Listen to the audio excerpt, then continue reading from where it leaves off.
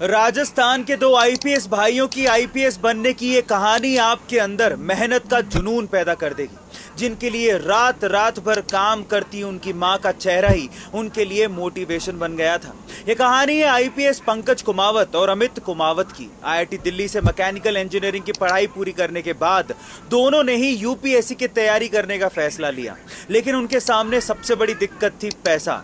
अपने दोनों बेटों की यूपीएससी की पढ़ाई के लिए पंकज और अमित के माता पिता ने सिलाई का काम करना शुरू किया। कभी कभी वो रात रात भर ओवर टाइम भी किया करते थे ताकि बेटों को पैसे भेज सकें। पंकज और अमित के माता पिता हमेशा उनसे कहा करते थे कि तुम्हें बड़ा आदमी बनना है।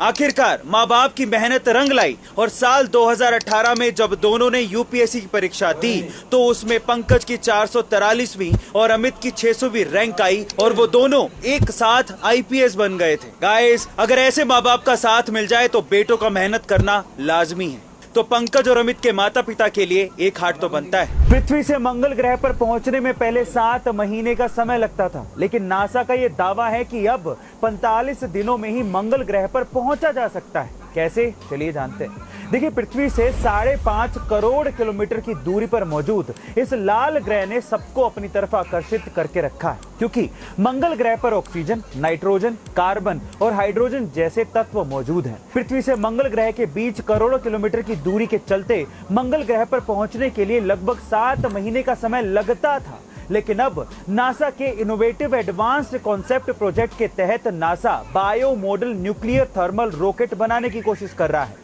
इस रॉकेट में परमाणु ऊर्जा का इस्तेमाल किया जाएगा, जिससे परमाणु रिएक्टर लिक्विड हाइड्रोजन को गर्म कर देगा और इससे आयनाइज्ड हाइड्रोजन यानी कि प्लाज्मा बनेगा, जो रॉकेट की रफ्तार बढ़ाने में मदद करता है।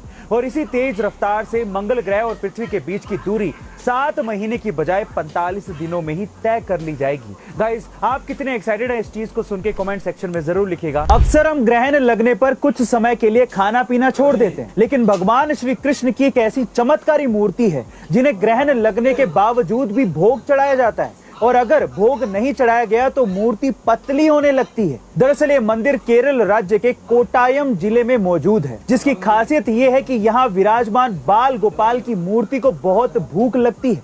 इसलिए करीब 1500 साल पुराने इस मंदिर में भगवान श्री कृष्ण को हर दिन 10 बार प्रसाद खिलाया जाता है, और ऐसा कहा जाता है कि भोग में चढ़ाया हुआ प्रसाद धीरे धीरे कम होने लगता है। यही नहीं, ऐसी धार्मिक मान्यता भी है कि जब भगवान ने कंस को मारा था तब उन्हें बहुत ही ज्यादा भूख लगी थी, और इसी वजह से आज भी भगवान की मूर्ति यहाँ भूख से व्याकुल हो जाती है। और इसीलिए पुजारी के मंदिर को चाबी के साथ साथ कुल्हाड़ी भी दी जाती है, ताकि अगर चाबी से कपाट का ताला ना खुले तो उसे तोड़ा जा सके। वैसे गाइस, क्या आज से पहले आप इस चमत्कारी मंदिर के बारे में जानते थे? और अगर नहीं तो कमेंट सेक्शन में जरूर लिखिएगा। जब अब्राहम लिंकन अमेरिका के राष्ट्रपति बने तो उन्होंने अपने कैबिनेट में एक ऐसे व्यक्ति को रक्षा मंत्री बना लिया जो हमेशा उनकी निंदा किया करता था।